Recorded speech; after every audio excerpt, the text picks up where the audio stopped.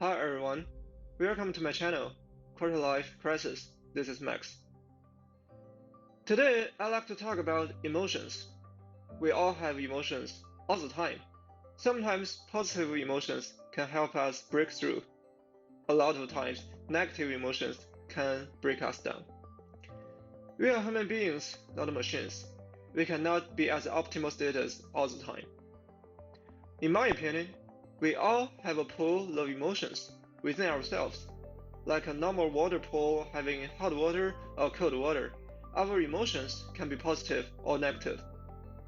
And I think we should keep monitoring the emotional pool and make sure its temperature is in a healthy range, so that we always get ready for what's next. Given that emotions are with us every day, it's important for us to think about that and perhaps find a better way to utilize our emotions or even manage them.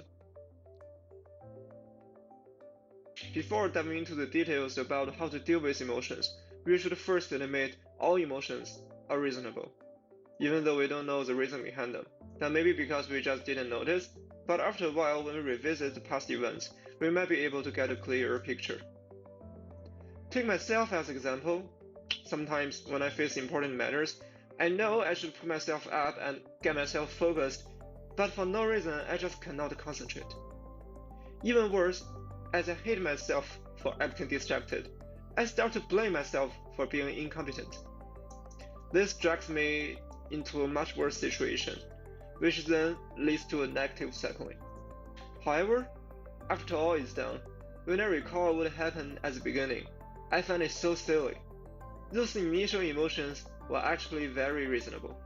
That being said, we don't have to worry too much about things like why I feel this way, why other people are better than me, or why it's so difficult for me particularly. Instead, we just need to focus on the task that we are working on. Sometimes we are in a great mood just because the goals are not hard to achieve. Even working on them for a couple of hours is just like gaming, which is enjoyable. However, sometimes it's tough. Even understanding them is hard, and our brain gets burned out in a short time. By the way, it'd also be great if we can not only understand ourselves, but also understand others. Very often, we see other people through tinted glasses, so we only see the unreasonable moments instead of the whole reasonable context. And that's where bias comes from. Now, let's talk about how to face those emotions. Before giving any solutions for emotional adjustment, I'd like to point out that perhaps we don't have to adjust it at all. We can utilize what's already there. We are not always high-spirited or low-spirited. But when we are in a good mood and feel energized, we should give ourselves some challenging tasks, since it's our best chance to nail it. I think that's why a lot of people suggest us to schedule hard things first and then easy ones later, because we usually have the most energy and the best frame of mind at the very beginning. Even negative emotions are useful.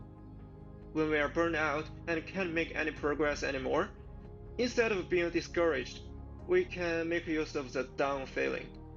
We can either shift to other stuff for relief, or we can write things down so that we keep a record of our temporary failures, which then in the future might be a good memory or even part of our life stories. To quickly sum up, we are facing many choices in our life. We need to set up schedules wisely, we need to decide the priority and the severity of the situation when making any important decisions. No matter how large or small, we should look inside and see what our emotional pool is ready for. After talking so much about facing emotions, now I want to jump out of the box and see whether we can just ignore it directly. The first thing off the top of my head is stress response, and we are all familiar with it. When running into something urgent, we forgot other stuff, even our emotions. We just want to focus on the urgent matter at hand. Followed by that, perhaps we can also utilize this to free ourselves from emotions. For example, we can set up an important meeting at the beginning of the day so that we'll focus on that, which frees us from worrying about our readiness to work. but honestly, this does need courage.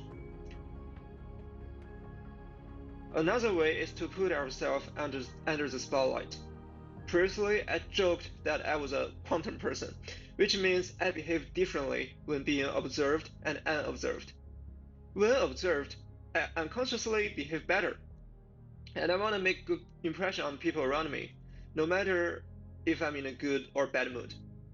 But when alone, I feel it easy to relax and behave casually.